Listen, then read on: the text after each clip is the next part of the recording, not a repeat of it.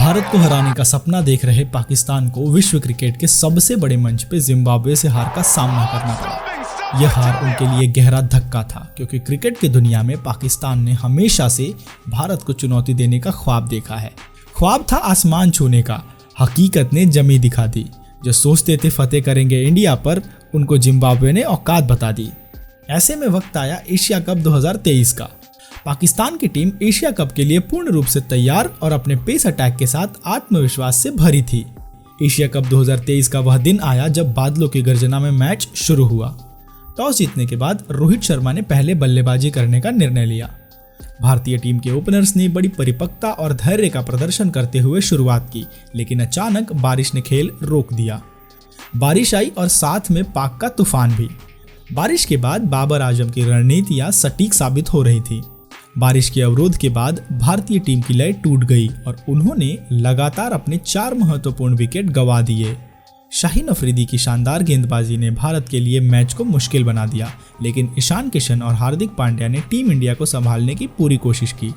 इन दोनों खिलाड़ियों ने कठिन परिस्थितियों में संघर्ष करते हुए एक महत्वपूर्ण साझेदारी बनाई, जिससे भारत धीरे धीरे खेल में वापस आने लगा। इन दोनों की बढ़ती साझेदारी को देखकर पाकिस्तानी कप्तान बाबर आजम ने इसे तोड़ने के लिए हारिस राउफ की तेज गेंदबाजी का सहारा लिया। राउफ की तेज गेंदबाजी ने किशन को आउट कर दिया और उसके बाद जो हुआ वो एक विवाद का विषय बन गया। किशन को आउट करने के बाद राउफ की प्रतिक्रिया न केवल उसके अहंकार को दर्शाता था, बल्कि यह भी दिखाता था कि वह अपनी सफलता को लेकर कुछ ज्यादा ही उत्साहित हो गया है। आउट होने के बाद राउफ ने किशन की ओर इशारा करते हुए उन्हें पवेलियन की ओर जाने का संकेत दिया। इस घटना ने न केवल किशन बल्कि पूरे भारतीय फैंस को आहत कर दिया, जिससे भारतीय क्रिकेट प्रेमियों के दिलों में आक्रोश पैदा हो गया। इस घटना के बाद हर क्रिकेट प्रशंसक राउफ से बदला लेने की भावना से भर गया था। लोग यही चाहते थे कि मैदान पर कोई भारतीय खिलाड़ी राउफ को उसके ही अंदाज में जवाब दे, लेकिन कहानी यही खत्म नहीं होती। आगे का रोमांच और भी बड़ा और दिलचस्प होने वाला था।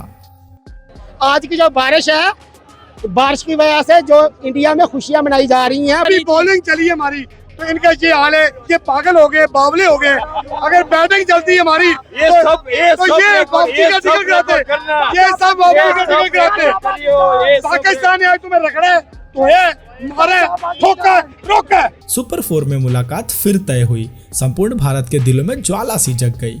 10 दिसंबर वह ऐतिहासिक दिन बन गया। भारत और पाक फिर से आमने सामने था।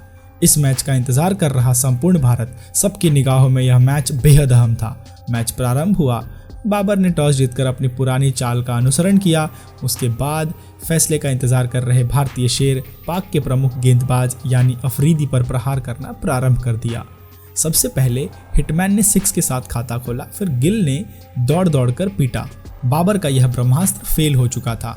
शुभमन के इन हमलों से वो घायल हो चुका था। हालात इतने गंभीर हो जाते हैं कि पिछले मैच के हीरो शाहीन ईगल को बाबर ने आक्रमण से हटा दिया। पहले मैच में महज 35 रन देने वाले अफरीदी 10 दिसंबर के दिन महज 18 गेंदों में 31 रन लुटा चुके थे।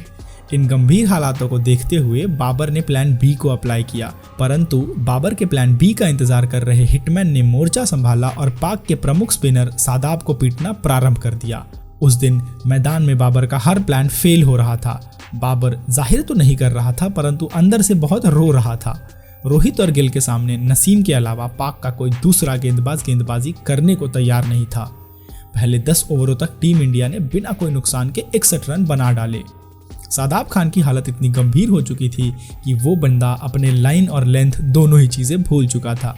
उसके चेहरे की यह निराशा बता रही थी कि उस दिन उस वक्त उस पर क्या गुजर रही थी। इंडियन टीम के दोनों ओपनर्स का अर्धशतक पूरा हो चुका था। अब ये दोनों प्लेयर खुलकर खेलना चाहते थे।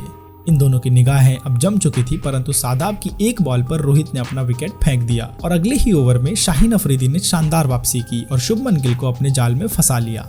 Back to back team India के 2 बड़े विकेट गिर चुके थे। मैदान में जम चुके ये दोनों ओपनर अब पवेलियन वापस लौट चुके थे। एक बार फिर से ऐसा लगने लगा कि पाक के इन गेंदबाजों के सामने टीम इंडिया फिर से बिखर जाएगी, परंतु इस बार कहानी में बदलाव था। 20 ओवर तक टीम इंडिया का स्कोर 135 रन पे 2 विकेट था।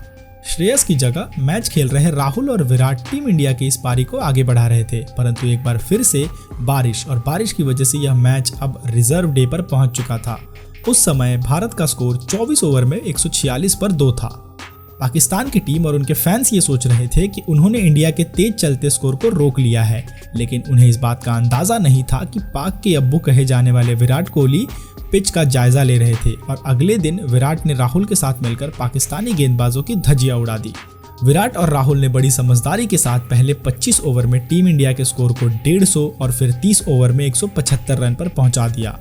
टीम इंडिया के पास 8 विकेट अभी भी बाकी थे और दूसरे दिन के खेल से पहले खबर आती है कि पिछले मैच में अपने रफ्तार का घमंड दिखाने वाले राउफ इस मैच से बाहर हो चुके थे। ऐसे में बाबर की समस्याएं बढ़ रही थी और टीम इंडिया के बल्लेबाजों का आक्रमण पाक गेंदबाजों पर जारी था। इन परिस्थितियों को देखते हुए केएल राहुल ने अब पाक के गेंदबाजों पर प्रहार करना प्रारंभ किया। केएल ने सबसे पहले पाक के वरिष्ठ इफ्ती चाचा को अपना शिकार बनाया और चाचा के इस ओवर में अपने हाथ साफ करते हुए 6 और चौके के साथ भीषण विध्वंस की शुरुआत की।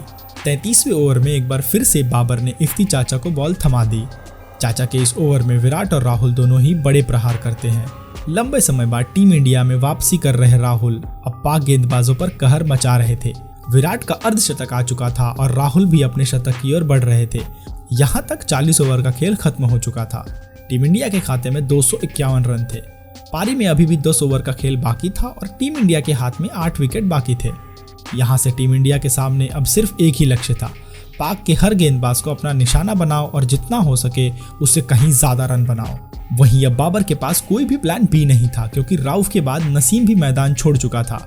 ऐसे में भारतीय बल्लेबाजों के आक्रमण से बचने के लिए बाबर ने अपनी टीम के सबसे बुजुर्ग इफ्ती चाचा के हाथ में बॉल थमा दी। इस ओवर में विराट ने 16 रन जड़ दिए। टीम इंडिया के यह दोनों बल्लेबाज पाक पर पलटवार कर चुके थे। इनके प्रहार से टीम इंडिया 45 ओवर में 300 के पार पहुंच चुकी थी। 47 ओवर में इन 2 रनों के साथ केएल का शतक पूरा होता है। 48वें ओवर में इस 1 रन के साथ द किंग विराट कोहली का भी शतक पूरा हो जाता है। 48वें ओवर तक टीम इंडिया 330 के पार पहुंच चुकी थी।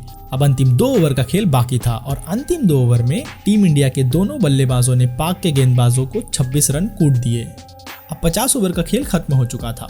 टीम इंडिया के खाते में 356 रन थे, जहां Virat the run machine Kohli ने 122 रनों की ताबड़तोड़ पारी खेली। इस पारी के दौरान विराट ने 3 6 और 9 चौके लगाए। वहीं दूसरी तरफ से केएल राहुल ने महज 106 गेंदों में 111 रन की पारी खेली। यह रहा टीम इंडिया के बल्लेबाजों का स्कोर कार्ड और यह रहा पाकिस्तानी गेंदबाजों का स्कोर कार्ड। यह मैच जीतने के लिए पाक को अगले 50 ओवर में 357 रनों की चुनौती थी। ऑन पेपर ओडीआई की नंबर 1 टीम, एक ऐसी टीम जिसके पास विश्व के सर्वश्रेष्ठ बल्लेबाज थे, जिस टीम के कई बल्लेबाज तो आईसीसी के टॉप रैंकिंग में शामिल थे। उसके लिए 357 रन का लक्ष्य कोई विशेष लक्ष्य नहीं था। पूरी दुनिया जानती थी कि पाक के ये बल्लेबाज कितने विस्फोटक हैं, कितने खतरनाक हैं। इनके सामने 357 रन का यह लक्ष्य एक बौना सा लक्ष्य था। लेकिन हद तो तब हो गई जब पाक के इन बल्लेबाजों के बल्ले से बॉल टच तक नहीं हो रही थी। शुरुआती 4 ओवर में पाक के यह बल्लेबाज महज 17 रन बना पाते हैं और 5वें ओवर में तो जसप्रीत बुमराह ने इमाम को पवेलियन की राह पकड़ा दी। इमाम के आउट होते ही बाबर मैदान पर आते हैं।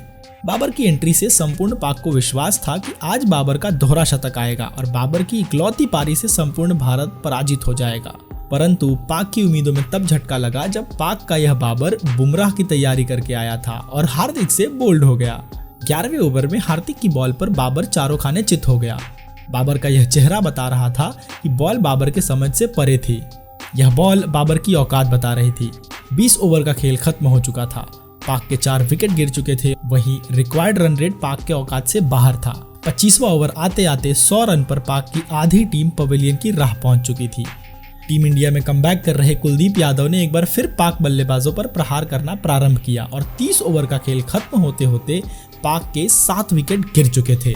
एशिया कप में भारत का घमंड तोड़ने आया पाक इस मैच में अब अपनी लाज बचाने के लिए खेल रहा था। विश्व की नंबर 1 टीम, विश्व के सर्वश्रेष्ठ बल्लेबाज, एक ऐसी टीम जिसके पास एक से एक बल्लेबाज थे, वह पूरी टीम 32 ओवर आते आते 128 रनों पर ऑल आउट हो जाती है। पाक को इस मैच में 228 रनों की एक बड़ी हार का सामना करना पड़ा। यह रहा पाकिस्तानी बल्लेबाजों का स्कोर कार्ड। ये रहा टीम इंडिया के गेंदबाजों का स्कोर कार्ड। जसप्रीत बुमराह ने 5 ओवर में एक मेडन करके 1 विकेट लिया। वहीं कुलदीप ने पाक के 5 बल्लेबाजों को अपना शिकार बनाया। 228 रनों से भारत की जीत हुई। पाकिस्तान का हर घमंड जमी दोज हुई। यह मैच नहीं, इतिहास बना। टीम इंडिया ने एक बार फिर दिखा दिया, यह भारत है, इसे हराना आसान नहीं।